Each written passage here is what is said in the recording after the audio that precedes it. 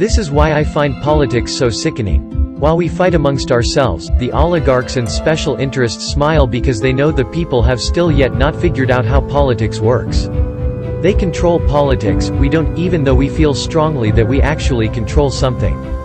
This system was carefully designed by the same oligarchs and special interests with hundreds of years of experience ahead of our sham of independence and majority rule, which were orchestrated across the African continent and the diaspora with these sham constitutions designed to keep land and resources in the hands of the land and resources thieves and extractors.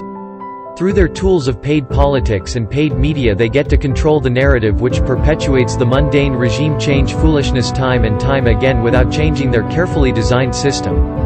We still don't see that the same oligarchs and special interests that pay politicians to preserve this system are the same ones that pay media to maintain the illusion.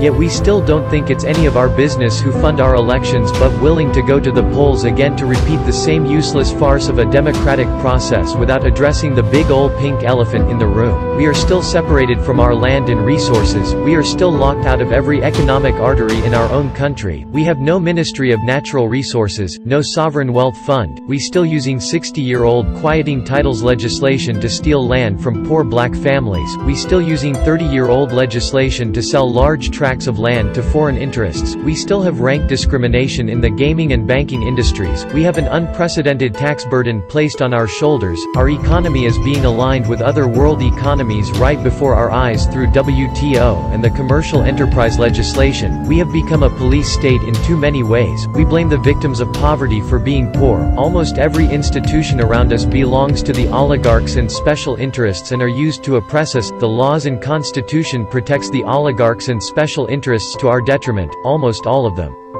We have to quit fooling ourselves with their politics, thinking we influence anything, especially because we are so distracted and unity escapes us. Unless we unite outside of politics we doom for another generation of madness dressed up as sanity. Division along their carefully designed political system guarantees we still don't get it, and if we still don't get it then they win regardless of the puppet or party in power. Again, we still don't think it's any of our business who fund our elections, nor are we comfortable having that conversation. We prefer the easy political tribalism bullshit that got us nowhere in the past and will get us nowhere in the future. As much as we are enamored with politicians, they are mere puppets in this carefully designed political game regardless of the new faces and empty plans that don't ever positively impact the average Bahamian.